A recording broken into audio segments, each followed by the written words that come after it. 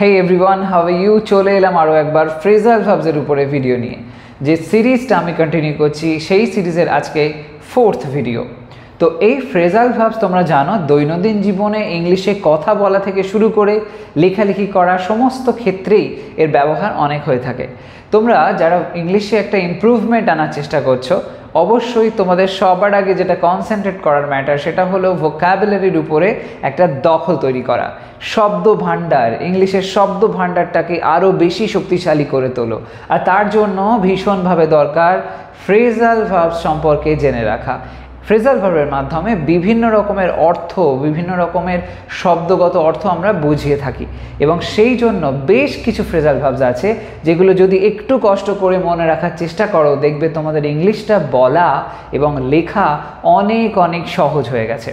তো আজকে আমি তোমাদের সামনে এমনই কিছু খুব গুরুত্বপূর্ণ ফ্রেজাল ভার্বস প্রেজেন্ট করতে চলেছি যেগুলো দৈনন্দিন জীবনে অনেক সিচুয়েশানে খুব কমনলি তোমরা শুনে থাকবে, অনেকেই ব্যবহার করে এবং তোমরা হয়তো সেটাকে ইউজ করো না। তো আজকে সেগুলো তোমরা ক্লিয়ারভাবে বুঝে যাবে কোন সিচুয়েশানে আমরা এগুলোকে ইউজ করতে পারি এবং দেখবে কত সহজ এগুলো মনে রাখা। তো দেখে নেওয়া যাক আজকের ফ্রেজাল ভার্বসগুলো। তো আজকে প্রথম যে ফ্রেজাল ভার্বটা আসছে, প্রথম ফ্রেজাল ভার্বটি হলো গেট থ্রু। এই গেট থ্রু যেটা গেট ভার্ব এবং থ্রু যেটা প্রধানত একটা প্রিপোজিশন, এই দুটোর কম্বিনেশনে যে গেট থ্রু হয়েছে এটির অর্থ হচ্ছে পাস করা। ওকে, এক্সামে পাস করা। একটা এক্সাম্পল দেখে নাও, কি বলা হচ্ছে, আমরা বেশ সহজেই পরীক্ষাটা পাস করলাম। আমরা বেশ সহজেই পরীক্ষাটা পাস করলাম, তার মানে সিম্পল পাস্ট টেন্স হচ্ছে। এইবার সিম্পল পাস্ট টেন্সে আমরা লাইনটার ট্রান্সলেশনটা দেখে নেব। ওকে, তো সেরকম সেন্সে ট্রান্সলেট করলে হবে আমরা তো উই বেশ সহজেই পরীক্ষাটা পাস করলাম। তো সেই মতন হবে উই গট থ্রু। পাস করার কথা বলা হচ্ছে অতীতকালে, গেট হয়ে গেল গট, তাই জন্য গট থ্রু মানে পাস করলাম। কি পাস করলাম? এক্সাম, বেশ সহজেই, কোয়াইট ইজিলি। এরপরে নেক্সট ফ্রেজাল ভার্বটা দেখে নেওয়া যাক কি আছে। Gate over. গেটের সাথে ওভার যুক্ত হয়েছে গেট ওভার। এটার অর্থ হচ্ছে অতিক্রম করা বা কাটিয়ে ওঠা। এমন কিছু কঠিন ব্যাপার নয়, কিন্তু একদমই সহজ। বলা হচ্ছে গেট ওভার, তো ওভার করা মানে তো অ্যাকচুয়ালি অতিক্রম করা, তাই না? কোনো কিছুকে ক্রস করে যাওয়া, কোনো কিছুকে অতিক্রম করা। তাহলে এটা মনে রাখা কিন্তু এমন কোনো কঠিন ব্যাপার নয়, একদম সিম্পলভাবে আমরা এটা মনে রাখতে পারি। তো যাই হোক, এটার একটা এক্সাম্পল দেখে নেওয়া যাক। তোমায় অবশ্যই তোমার ভয়কে অতিক্রম করতে হবে, বা বলতে পারি কাটিয়ে উঠতে হবে। তোমায় অবশ্যই তোমার ভয়কে কাটিয়ে উঠতে হবে, এমন সেন্সে এটা বলতে পারো। তো সেই অর্থে যদি এটা আমরা ট্রান্সলেট করি, এখানে দেখো এমনি প্রধানত টেন্স যেটা আছে সেটা একটু বুঝে নেওয়া দরকার আছে। বলা হয়েছে অবশ্যই, তো অবশ্যই করতে হবে। তো অবশ্যই বলে যখন আমরা এমন কথা বলি তার মানে আমরা মোডাল অক্সিলারি মাস্টের ব্যবহার করে থাকি। তো সেটা অ্যাপ্লাই করে লাইনটা লিখলে হবে তোমায় তো ইউ মাস্ট, অবশ্যই করতে হবে। কি করতে হবে? ভয়কে অতিক্রম করতে হবে বা ভয়কে কাটিয়ে উঠতে হবে। তো সেই সেন্সে get over, you must get over কি? তোমার ভয়কে, তো your fear. You must get over your fear. এই যে গেট ওভারের ব্যবহারটা, এই ভয়কে অতিক্রম করা, ভয়কে কাটিয়ে ওঠা, এরকম ধরনের সেন্সে এই কাটিয়ে ওঠা অতিক্রম অর্থে আমরা তাহলে গেট ওভারের ব্যবহারটা লক্ষ্য করলাম। নেক্সট ফ্রেজাল ভার্বটা দেখে নাও। খুব ইম্পর্টেন্ট আরেকটা ফ্রেজাল ভার্ব হলো গেট অ্যাওয়ে। গেটের সাথে অ্যাওয়ে যুক্ত হয়ে এর অর্থটা হচ্ছে পালানো। কেউ যখন পালিয়ে যায়, একজন ধরো কয়েদি, সেই মানে কারাগার থেকে পালিয়ে গেছে, এরকম ধরনের সেন্স, এই অর্থে আমরা এটার ব্যবহার করতে পারি। এক্সাম্পল দেখে নাও, চোরটি পালিয়ে গেল। চোরটি পালিয়ে গেল, গেল বলা হয়েছে করলো, খেলো, গেল, সেম টাইপের সেন্স আসছে। সিম্পল পাস্ট টেন্সে লাইনটা আমরা ট্রান্সলেট করব। তাহলে লাইনটা হবে দ্য থিফ, চোরটি পালিয়ে গেল, গট অ্যাওয়ে। একদম সহজ ব্যাপার। The thief got away, escape করা, পালানো, সেই অর্থে আমরা গেট অ্যাওয়ের ব্যবহার করলাম। টেন্স অনুযায়ী গেট হয়ে গেল গট। পরেরটা দেখে নাও, গেট ব্যাক। গেট ব্যাক খুব কমন, আমরা অনেক ক্ষেত্রেই বলে থাকি। গেট ব্যাক কথার অর্থ হলো, যেটা আমরা এর অ্যাকচুয়াল মিনিংটা দিয়ে বুঝতে পারছি, কোনো একটা জিনিস ব্যাক হওয়া মানে ফেরা, এরকম সেন্সে গেট ব্যাক। তো এই গেট ব্যাকের একটা এক্সাম্পল দেখা যাক। আমি তোমার কাছে ফিরে আসব। আমি তোমার কাছে ফিরে আসব, ফিউচারে বলা হচ্ছে, এখনো আসিনি, আমি আসবো, তার মানে সিম্পল ফিউচার টেন্স। তো সেই মতন লাইনটা যদি লিখি তাহলে লাইনের ট্রান্সলেশনটা করলে ট্রান্সলেশনটা কেমন হবে? আমি তো আই তোমার কাছে ফিরে আসবো, শেষে এসো। এই আসবো অর্থে উইল, যেহেতু ভবিষ্যৎকালটা বোঝানো হচ্ছে ফিউচার, তা সেই সেন্সে উইল, তারপরে ফিরে আসা অর্থে গেট ব্যাক লিখলাম, আই উইল গেট ব্যাক। কাছে অর্থে টু দিলাম, তারপরে আবার ব্যাকে এসো, তোমার অর্থে ইউ দিলাম। প্রধানত যখন ট্রান্সলেট করবে ম্যাক্সিমাম এরকম হয়, সাবজেক্ট লেখার পরে আমরা শেষে চলে যাই, সেখানে থাকে ভার্ব, সেটা লিখি, লেখার পরে একটু একটু করে ব্যাকে আসি আর পরপর ট্রান্সলেট করতে করতে যাই। এরকমভাবে ট্রান্সলেশনটা অনেক ইজি হয়ে যায়। তবে হ্যাঁ, এটা একটা বেসিক ফ্যাক্টর, এই না যে সব ক্ষেত্রে এরমভাবে হয়, কিন্তু অনেক ক্ষেত্রেই লাইন আমরা এরমভাবে বানাতে পারি। ওকে, যাই হোক, নেক্সট ওয়ানটা দেখে নাও। গিভ অ্যাওয়ে, গিভ অ্যাওয়ে আরও একটা খুবই গুরুত্বপূর্ণ ফ্রেজাল ভার্ব। গিভ অ্যাওয়ে মানে দেখো, এটাও কিন্তু মিনিংটা এই লাইন মানে যে দুটো শব্দের সংমিশ্রণে যে অর্থটা দাঁড়াচ্ছে, অনেক সহজেই কিন্তু বাংলা মিনিংটা আমরা বার করতে পারি তার থেকে। গিভ মানে কি? গিভ মানে দিয়ে দেওয়া। অ্যাওয়ে মানে কি? ধরো এরকম হতে পারে যে অনেক দূরে বা এরকম একটা কিছু, তো কোনো একটা জিনিস অনেক দূরে দিয়ে দেওয়া, মানেটা কি একরকম, অনেকের মধ্যে ছড়িয়ে দেওয়া এরকম অর্থে। তো সেই সেন্সে বিতরণ করা, কোনো জিনিস মানুষজনের মধ্যে বিতরণ করা, গিভ অ্যাওয়ে। আর তোমরা গিভ অ্যাওয়ে কথাটার সঙ্গে পরিচিত, এই ইউটিউবের ওয়ার্ল্ডে অনেক ক্ষেত্রে আমরা দেখি অনেক আর কি বিভিন্ন টেকনিক্যাল চ্যানেলগুলোতে বিভিন্ন রকমের জিনিসপত্র সব গিভ অ্যাওয়ে করে ওরা, তার মানে মানুষের মধ্যে দিয়ে দেয়।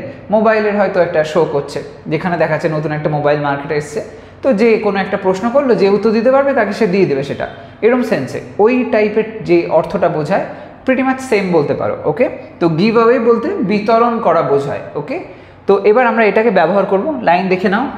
ক্লাব কর্তৃপক্ষ খাবারের প্যাকেট বিতরণ করলো বা বিলিয়ে দিল, এরকমও বলতে পারো। খাবারের প্যাকেটটা ক্লাব কর্তৃপক্ষ আর কি মানুষজনের মধ্যে বিতরণ করলো। এই যে লাইনটা দেখো শেষে আছে করলো, তার মানে সিম্পল পাস্ট টেন্স। তো সিম্পল পাস্টে লাইনটা যদি ট্রান্সলেট করি হবে ক্লাব কর্তৃপক্ষ, তার মানে দ্য ক্লাব অথরিটি, কর্তৃপক্ষ অর্থে authority.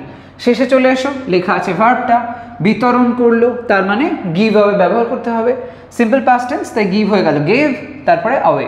The club authority gave away, কি দিল না, খাবারের packet, the food packets, the food packets, এরমভাবে হয়ে গেল। চলো নেক্সট ওয়ানটা দেখা যাক কি আছে। গিভ ইন, গিভ ইন, এটার অর্থটা হচ্ছে গিভ, অ্যাকচুয়ালি গিভ মানে দেওয়া আর ইন মানে মধ্যে, বাট এটা একটু চেঞ্জ হয়ে যাচ্ছে, এখানে সেন্সটা একটু অন্যরকম। এর অর্থটা দাঁড়াচ্ছে হার স্বীকার করা বা মাথা নত করা। কারোর কাছে হয়তো মানে দুজনের মধ্যে হয়তো একটা গেম চলছিল, কেউ তার কাছে পরাজিত হতে চাইছিল না, কিন্তু বাধ্য হয়ে পরাজিত তাকে হতে হচ্ছে, তো কারণ তার পাওয়ার বেশি, সে পারছে না, এরকম একটা সেন্সে। গেমের থেকেও বেশি ওয়ার বা যুদ্ধের ক্ষেত্রে বা একটা সোশ্যাল স্টেটাসের দিক থেকে এরকম একটু বিগার পয়েন্ট অফ ভিউ থেকে দেখলে জিনিসটাকে আরও ভালোভাবে বোঝা যায়। যেখানে এরকম মাথা নত হয়ে যাওয়ার মতন বিষয় আসে, সেই সেন্সে আমরা গিভ ইনের ব্যবহার করে থাকি। হার স্বীকার করা তো ঠিক আছে, কিন্তু মেইনলি এই কনসেপ্টের ভিত্তিতে এটাকে মনে রাখবে, তাহলে কিন্তু ভুলটা হবে না। মাথা নত করা, কারোর কাছে হার মেনে নেওয়া, তো যেটা কিনা স্ব ইচ্ছায় নাও হতে পারে, সিচুয়েশনের জন্য বাধ্য হয়ে হতে হচ্ছে, এরকম অর্থে আমরা গিভ ইনের ব্যবহার করে থাকি। তো এর যদি একটা এক্সাম্পল দেখা যায়, আরও ক্ষতি এড়াতে তাদের এখনই হার মানা উচিত, আরও ক্ষতি এড়াতে তাদের এখনই হার মানা উচিত। অনেক বেশি ক্ষতি হয়ে যাচ্ছে, যদি না এক্ষুনি হারটা মেনে নেয়, মাথা নত এক্ষুনি না করে নেয়, তবে কিন্তু আরও বেশি ক্ষতি হতে পারে, এরকম সেন্সে। তো এটা যদি আমরা ট্রান্সলেট করি, দেখো এখানে উচিত অর্থটা আছে, উচিত কথা মানে শুডের ব্যবহার হবে মডাল অক্সিলারি। আরও ক্ষতি এড়াতে তাদের এখনই হার মানা উচিত, এখানে তাদের এখনই হার মানা উচিত, এই বিষয়টা আগে আমরা লিখব। তাহলে তাদের অর্থে দেখো ব্যবহার হয়েছে দে, তো তারপরে কি আসছে, শেষে দেখো উচিত আছে, উচিত অর্থে লিখেছি আমরা, এখানে দেখতে পাচ্ছি শুড আছে, তারপরে আসছে এই হার মানা, সেই সেন্সে গিভ ইন। শুড মোডাল, এই মোডালের পরে V1 হয়, তাই জন্য মানে ভার্বের ফার্স্ট ফর্ম বসে, তাই গিভ হয়েছে। দে শুড গিভ ইন কি, এখনই, now, they should give in now, আরও ক্ষতি এড়াতে, to avoid more losses, to avoid এড়িয়ে যাওয়া বা এড়িয়ে যেতে, টু অ্যাভয়েড হলো ইনফিনিটিভ, আরও ক্ষতি মোর লসেস, এরকমভাবে। ওকে, পরেরটা দেখো কি বলা হচ্ছে। গিভ আপ, গিভ আপ ভীষণ ভীষণ গুরুত্বপূর্ণ একটা শব্দ, মানে একটা ফ্রেজ। তো এই যে ফ্রেজাল ভার্ব গিভ আপ, এটার অর্থটা কি? গিভ আপ মানে হচ্ছে কোনো কিছু ছেড়ে দেওয়া বা ত্যাগ করা, কোনো কিছু ছেড়ে দেওয়া বা ত্যাগ করা। এক্সাম্পল দেখো, তাহলে বিষয়টা ক্লিয়ার হয়ে যাবে। অবিলম্বে ধূমপান ছেড়ে দিন, ধূমপান ছেড়ে দেওয়ার কথা বলা হচ্ছে, ধূমপান করার যে ইচ্ছে শক্তি সেটাকে বন্ধ করে দাও, ধূমপান আর করো না, এরকম সেন্সে ছেড়ে দেওয়া। তো গিভ আপ। তো লাইনটা আমরা যদি ট্রান্সলেট করি, গিভ আপ স্মোকিং ইমিডিয়েটলি। অবিলম্বে অর্থে ইমিডিয়েটলি ব্যবহার হলো, আর ধূমপান করা অর্থে স্মোকিং হয়ে গেল, আর ছেড়ে দেওয়া অর্থে গিভ আপ। এটা ইম্প্যারেটিভ সেন্টেন্স হয়েছে, যেহেতু এখানে সাবজেক্টটা উল্লেখ করা নেই। এখানে কিন্তু প্রথমে আমরা কিছু দেখতে পাচ্ছি না, সাবজেক্ট কিছু নেই, কিন্তু বোঝা যাচ্ছে তুমি করে বলা হচ্ছে, কাউকে নির্দেশ দেওয়া হচ্ছে বা আপনি করে বলা হচ্ছে। যাই হোক, তো এটা ইম্প্যারেটিভ সেন্টেন্স, সেই জন্য ভার্ব দিয়ে শুরু হলো লাইন। এর পরের ফ্রেজাল ভার্বটা দেখে নাও কি বলা হচ্ছে, দেখো, গো আহেড। গো আহেড, আহেড মানে প্রধানত বোঝায় সামনে, আর গো মানে যাওয়া, সামনে যাওয়া, এরকম টাইপের একটা অর্থ। তো সেই সেন্স থেকে আমরা বলতে পারি অগ্রসর হওয়া। ওকে, অগ্রসর হওয়া। তাহলে শব্দগত দিক থেকেই অর্থটা পেয়ে গেলাম, কিন্তু আলাদা কিছু ভাবতে হলো না। এবার এটা যদি একটা আমরা এক্সাম্পল দেখি, দেখো কি বলা হচ্ছে, শুধু এগিয়ে যাও আর বাম দিকে একটি মোড় নাও। শুধু এগিয়ে যাও, রাস্তা বরাবর তুমি যাচ্ছ, কাউকে নির্দেশ দেওয়া হচ্ছে, শুধু এগিয়ে যাও আর কি করবে, বাম দিকে একটি মোড় নাও বা বাম দিকে ঘোরো, এরকম সেন্সে। এটা যদি ট্রান্সলেট করি লাইনটার মধ্যে পেয়ে যাবো ফ্রেজাল ভার্ব। শুধু এগিয়ে যাও, জাস্ট গো আহেড।